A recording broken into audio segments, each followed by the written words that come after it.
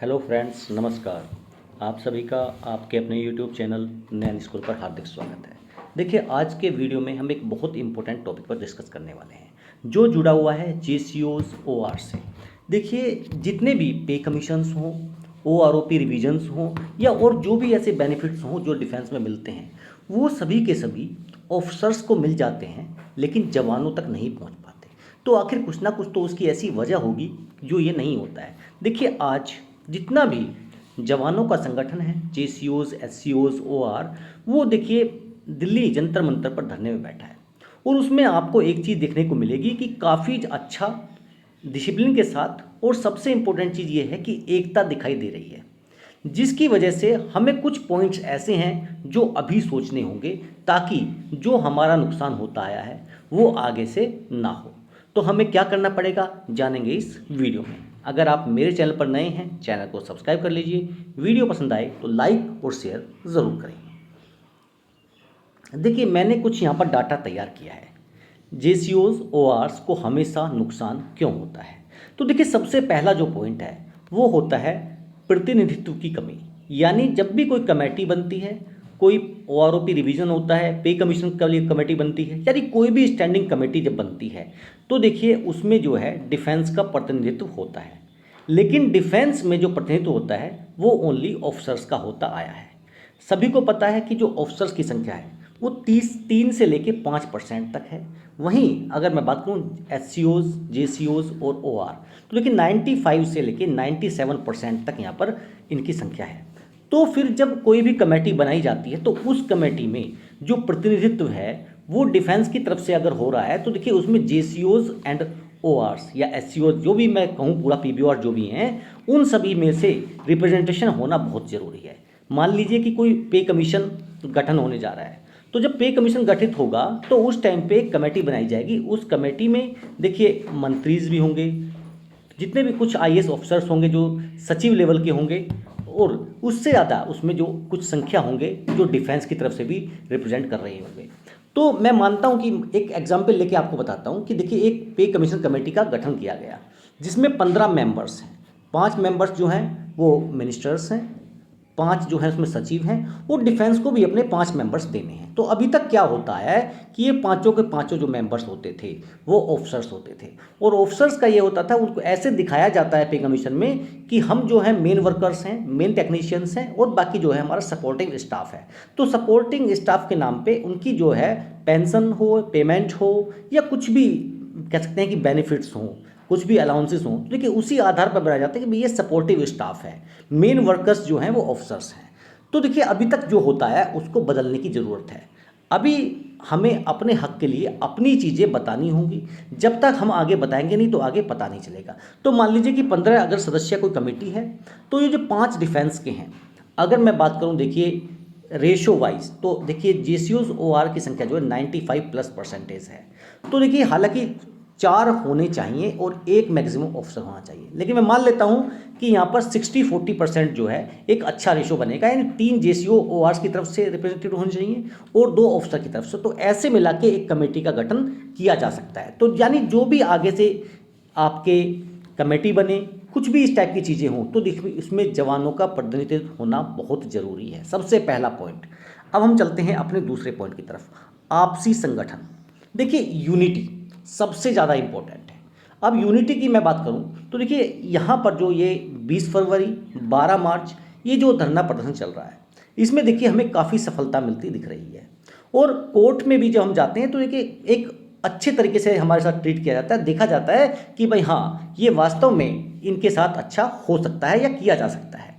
तो देखिए एक मैं यहाँ पर एग्जांपल देना चाहूँगा। अभी मैं 2-3 दिन से 1-2 वीडियोस देख रहा हूँ जिसमें सबका संघर्ष समिति और voice of ex serviceman society, देखिए उनमें आपसी कुछ मतभेद हो सकता है। किसने एमएसपी पर पहले केस किया, किसने बाद में केस किया। देखिए सबसे पहले अगर हम आपस में संगठित नहीं होंगे, देखिए ऑफिसर्स की बातें क्यों मान ली जाती हैं कि वो हमेशा आपस में संगठित रूप से रहते हैं, लेकिन क्योंकि संख्या ज़्यादा है जेसीओज ओ आर एस सी ओज की, और सबके अलग अलग संगठन बन गए हैं, तो देखिए उनका अपना एक ये हो सकता है कि भाई मैं जो है मेरी प्रायोरिटी सबसे ऊपर है। देखिए मैं जो है अहंकार सूचक शब्द है, मैं का उपयोग ना हो के हम जो है एक बहुत अच्छा वर्ड है। तो हम सी अगर भावना से हम चलें तो देखिए इन दोनों को आपस के जो मतभेद हैं उनको मिटाना होगा, बुलाना होगा। मेरी इन दोनों ही संगठन से ये अपील है कि आपस में किसी भी तरह का मतभेद है तो बैठें, बैठ के सुलझाएं और एक मजबूत संगठन का निर्माण करें। देखिए अगर आपके छोटे छोटे 25 संगठन होंगे, ये एक्स सर्विसमैन संगठन, वो एक्स सर्विसमैन संगठन, और 25 के 25 अपनी बातें रखेंगे, तो देखिए गवर्नमेंट पर भी कोई इफेक्ट नहीं पड़ेगा और ऑफिसर्स इस चीज़ का फिर से फ़ायदा उठा लेंगे। तो ये सबसे इंपॉर्टेंट चीज़ है, यहाँ पर आपसी संगठन जो है वो मजबूत होना चाहिए। अब हम बात करते हैं पॉइंट नंबर 3, केवल एक मांग पत्र जो है सरकार के सामने रखा जाना चाहिए।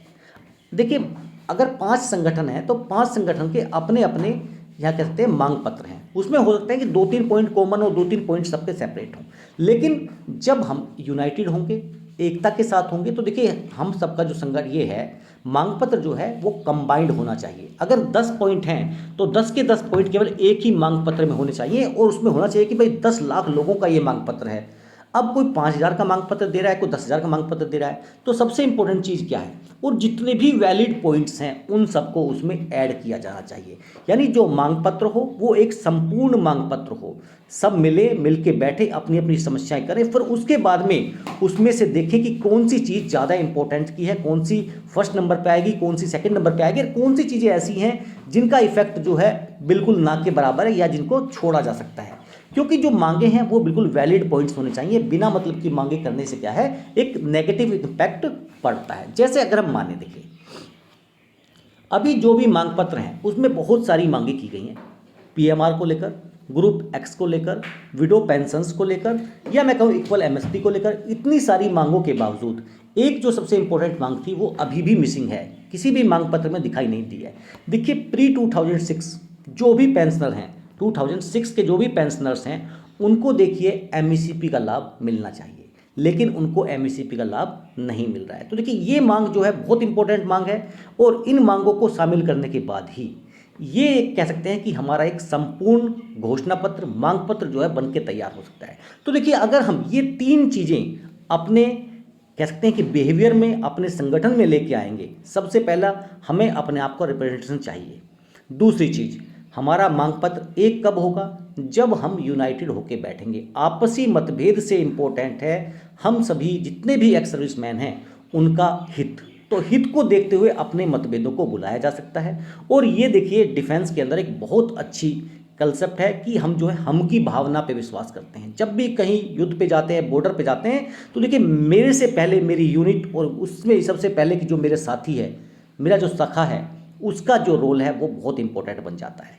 तो ये 3 ही चीज़ें अगर हम अपने पूरे संगठन में शामिल कर लेंगे तो देखिए कोई भी हमें हमारे मांग पत्र को ठुकरा नहीं पाएगा। और जब भी कोई ऐसा पे रिवीजन होगा, गठन होगा, ओआरओपी नेक्स्ट आएगा या नेक्स्ट पे कमीशन आएगा, तो देखिए उसमें जो हमारा प्रतिनिधित्व अच्छे से होगा तो हमें उसमें जो है अच्छे से ही बेनिफिट्स मिल पाएंगे। तो अगर हमें अपने और अपने जितने भी एक्स सर्विसमैन भाई हैं या आगे आने वाले एक्स सर्विसमैन भाई हैं, सबके हित के लिए सोचना है तो हमें इन 3 चीज़ों को तो अपनाना ही पड़ेगा। देखिए ये थी पूरी की पूरी जानकारी। आपने एक वीडियो चल रहा है अभी सुना होगा कि डिफेंस सचिव, जो रक्षा सचिव हैं, उन्होंने भी माना है कि हमारे पास देखिए जो आते हैं वो आपके मुद्दे नहीं डिस्कस किए जाते हैं, कंबाइंड करके बातें की जाती हैं, और जो कंबाइंड बातें हैं उसमें कहती है भाई हाँ उनका ये बढ़ा दो। कुछ भी चीज़ें ऐसी नहीं की जाती हैं जो डायरेक्ट की जाएँ कि भाई जेसीओ एससीआर ये ऐसे झेलते हैं, इनको कठिनाइयाँ होती हैं तो इनका देखिए हित कीजिए। तो देखिए जो आप वहाँ पे जाएगा मीटिंग में वो अपने लेवल के लिए फर्स्ट प्रायोरिटी रखेगा और आपको लीस्ट पे रखेगा। तो इन सब चीज़ों को देखते हुए हमने ये चीज़ तैयार की है कि देखिए क्या हम कर सकते हैं। तो अगर आपको ये जानकारी पसंद आई तो देखिए वीडियो को मैक्सिमम शेयर करें, क्योंकि जो देखिए ये आपस में जो वीएसएम है, वॉइस ऑफ एक्सलेंस सोसाइटी या सबका संघर्ष समिति है, देखिए उन लोगों को भी बैठ के अपने एक बार सोचने की ज़रूरत है कि हम वीडियो बनाएं और वीडियो बना के वो उसकी बुराई करे, वो उसकी बुराई करे। उससे अच्छा है कि हम साथ में बैठें और उन बुराइयों को ही ख़त्म करें। चलिए फिर मिलेंगे आपसे ऐसी ही वीडियो के साथ। जय हिंद, जय भारत।